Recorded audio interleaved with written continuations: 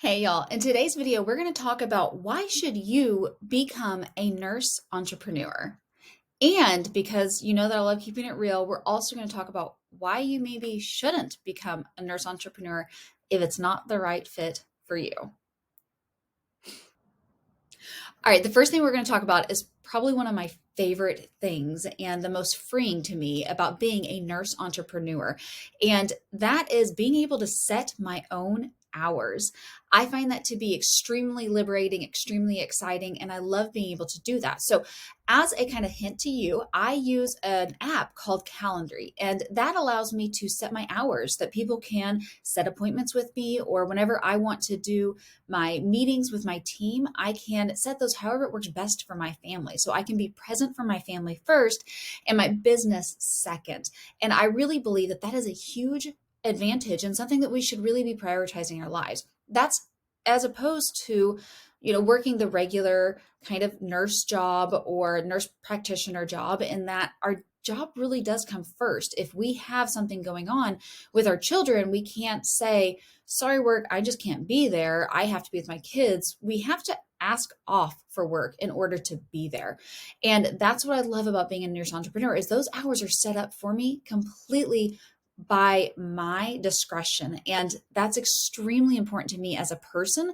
And I find that a lot of my nurse entrepreneurs that I work with feel the same exact way. Okay, here's the second reason why I love being a nurse entrepreneur. It allows me to be very creative and to use all of my things that I'm excited about or that I love. I can integrate those into my business. So, as another key factor for you, if you are considering starting your own business, it's a really good idea to have four pillars or four buckets that kind of make up your business. And this can be structured however you feel the most passionate about. Everybody shares a little bit about themselves and their business and what they love and what they're passionate about, in addition to what they do. So my primary pillar is obviously teaching nurses and other healthcare professionals how to start and launch and scale their own business. So that's a lot of the topics that I speak about. I love talking about that. I think it's super fun, and mainly because it's super fun that I get to see those results in my clients, and I get to celebrate them whenever they start implementing the tips and the tactics and the tricks on how to build that business in a structured way.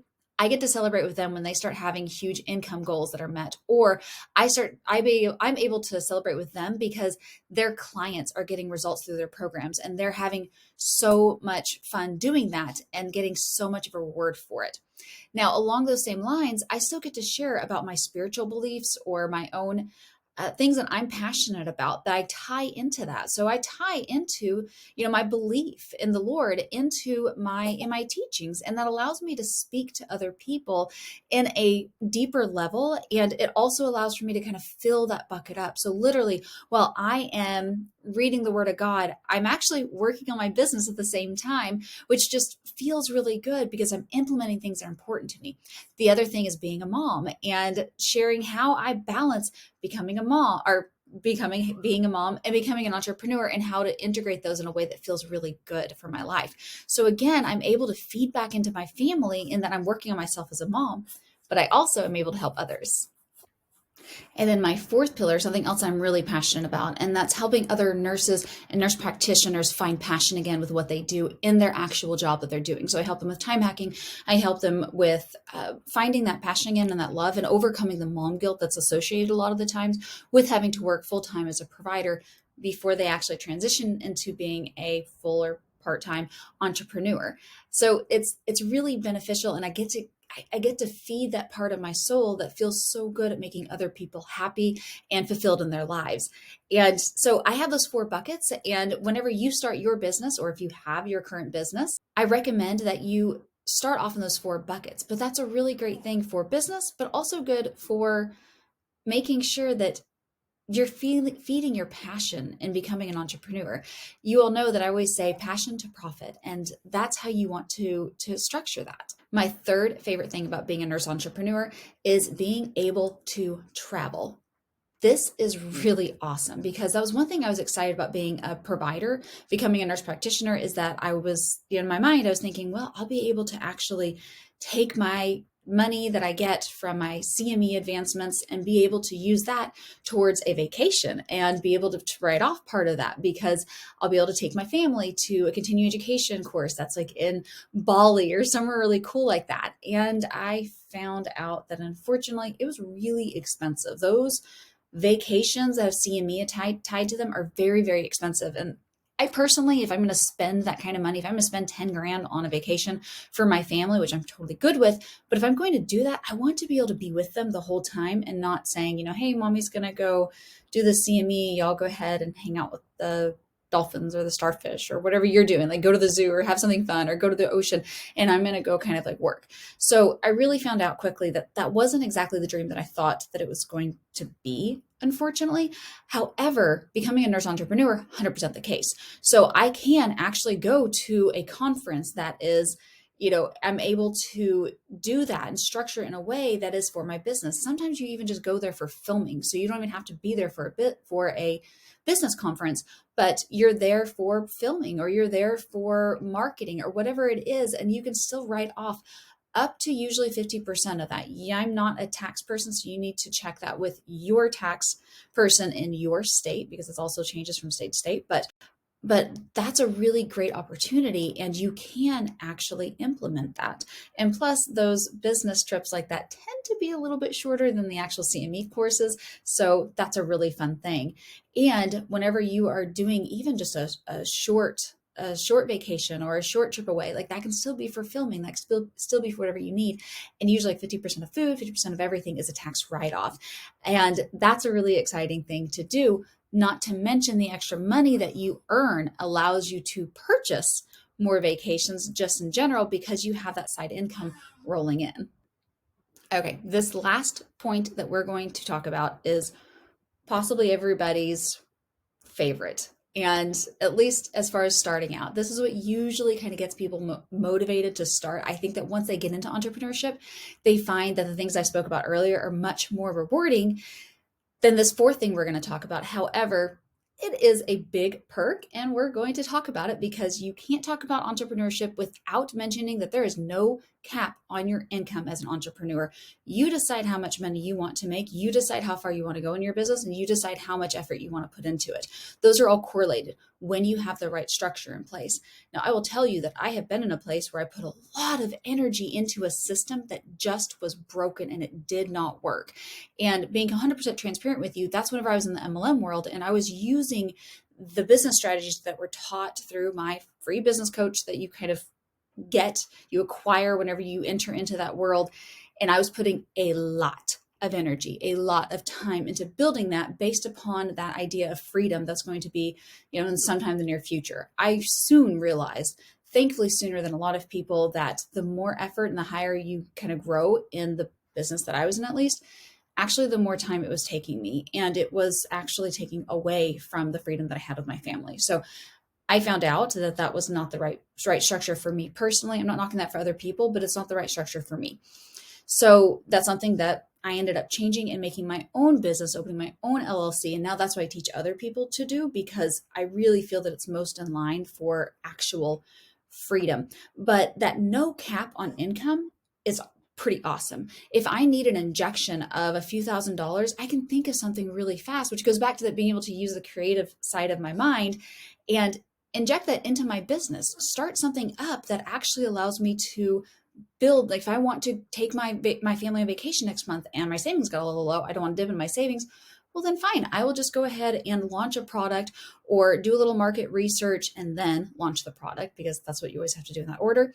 And then I will go forward and be able to launch that, make an injection of income, and then not have to dip in my savings for that vacation. It's really awesome.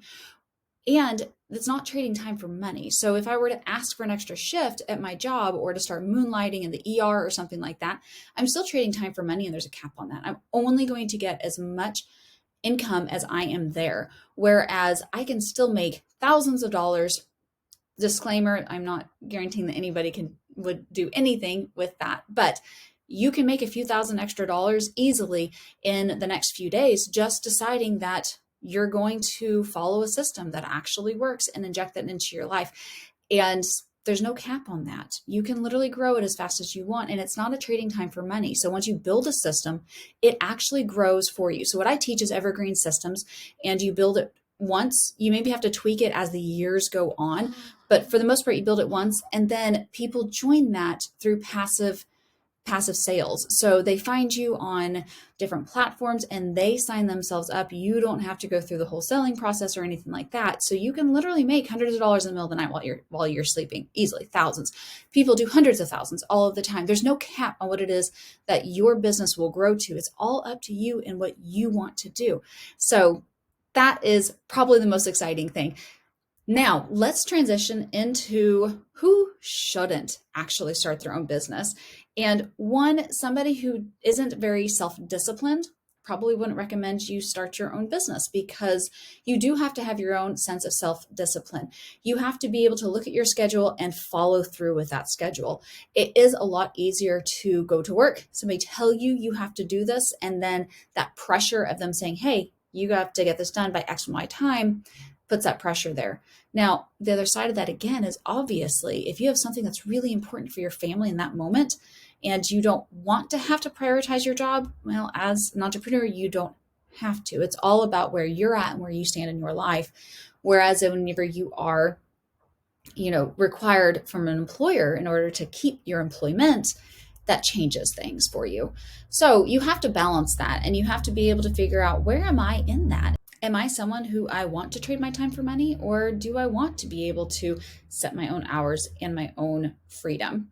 The next person who I don't think should start their own business is if you are not able to invest in yourself and you're not able to go into this with a mindset of, I'm going to have to learn a few things. It's going to take some time. It's going to take some financial investment and time investment in order to learn how to get there. A lot of the times people look at business very different than they do for school. They're very fine with taking out the school loans to get through school and learn how to become a nurse or how to become a practitioner. And they see it as an investment. But when it comes to business, they feel that it should all be free. The important thing that I want you to know from this is that free information is really, really great. And sometimes it's very good quality information. Sometimes it's not. The World Wide Web is full of people who are using information that was 2 and 3 years ago and is not actually applicable today. But for somebody who doesn't really know what they're doing yet, and they haven't really dove in yet, they're going to try to use that free information and they're going to not do well. And then they're going to think, well, it's a me problem. It's not a system problem. In reality, you were given free information because that's just what that person was doing. They were selling you. You have my Scouts honor that I never do that. I never share anything that isn't up to date, that I know isn't working in this time, in this moment. But however, that's not always the truth. So investing in yourself in both time and money is actually really important. Plus, you have to have the mindset of time is literally money. If you're going to spend the next 2 years building out a business, that's money lost, because you could have a 6-figure business within as fast as you want. But if you invested in yourself, you could have that months, even years sooner. And then that is lost money. So you have to have that mindset shift. The last person that I would say is probably not a good fit for entrepreneurship is somebody who doesn't have the resilience and the mindset that everything can be figured out, because it really and truthfully can. It's really pretty awesome that you are in a field, that being a nurse or a healthcare provider, where you're actually able to leverage that information much better than people who are making billions of dollars more than you right now, like in life coaching or health coaching. You know more than they do, but you may have to kind of figure out the business side of things. So with that being said, if you have the mindset that I'm going to figure this out one way or another, you're going to make it in business. It's just a matter of time and investment in the things that we were talking about before. However, if you are kind of thin-skinned in that regard and you think, well, I failed once, therefore, this means that I'm just not set up for this, I'm going to tell you right now that you're probably not set up for business, because we all have to go through trial and error at some point in our business. Even with the best systems, it does happen. Having the best systems decreases the rate of that and increases your rate of success, but it's still likely to happen. We have almost everybody I spoke with launched something at one point in time that didn't do very well or not near as well as we thought it would have. But if you have that resilience and knowing that, okay, how do I look at this from a standpoint of numbers, not from a standpoint of, oh, it's a personal thing in me that I didn't do something right. How do I look at this from a standpoint of numbers and what didn't convert? Where do I need to make those changes? And then once you do that, you're able to transition that. So I would love to know from y'all, what is the thing that scares you the most about entrepreneurship, and or what is it that excites you the most? I would love to hear from you on that. And be sure to check out some of my other videos where I give a lot of tips and tactical tips.